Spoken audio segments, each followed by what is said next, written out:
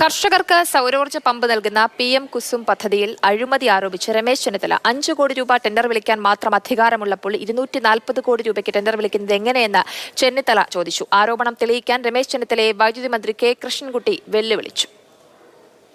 വൈദ്യുതി മന്ത്രിയാണ് ഇതിന്റെ പിന്നിലുള്ള ഏറ്റവും വലിയ കള്ളക്കളി നടത്തിക്കൊണ്ടിരിക്കുന്നത്. വൈദ്യുതി മന്ത്രിയും അനർട്ടിന്റെ സിഇഒയും ചേർന്ന് 240 കോടി രൂപയിൽ 100 കോടി രൂപയുടെ അഴിമതിക്കാണ് ഇവിടെ കളമൊരുക്കിയത്. 5 കോടി രൂപ വരെ ടെൻഡർ വിളിക്കാൻ മാത്രം അധികാരമുള്ള ഒരാളാണ് അനർട്ടിന്റെ സിഇഒ. 240 കോടി രൂപയ്ക്ക് അദ്ദേഹം എങ്ങനെ ഗവൺമെന്റിന്റെ അനുവാദമില്ലാതെ ടെൻഡർ വിളിച്ചു എന്നുള്ളതാണ് എന്റെ ആദ്യത്തെ ചോദ്യം. നമ്മുടെ ജീവിതത്തിൽ വേറെന്തുണ്ടെങ്കിലും അഴിമതിയെ കുറിച്ചിട്ട് ഒരു ചെളി വീഴാൻ നമ്മൾ സമ്മതിച്ചില്ല. നമ്മളിനി പ്രായമായ കാലത്ത് ഇനി അതിന്റെ ആവശ്യമില്ല. നമുക്ക് ഒരു അന്വേഷണ റിപ്പോർട്ട് ഇല്ലാണ്ട് എങ്ങനെയാ ഒരാളിനെ കുറ്റപ്പെടുത്തുക? എന്തെങ്കിലും തെളിവ് വേണ്ടേ? ആ തെളിവ് കിട്ടാനാണ് ഇത് പറയുന്നത്. തീർച്ചയായിട്ടും തെളിവുണ്ടെങ്കിൽ അതിൽ ശക്തമായ നടപടി ഉണ്ടാവും. ഒരു ദാക്ഷിണ്യവും അതിലുണ്ടാവില്ല.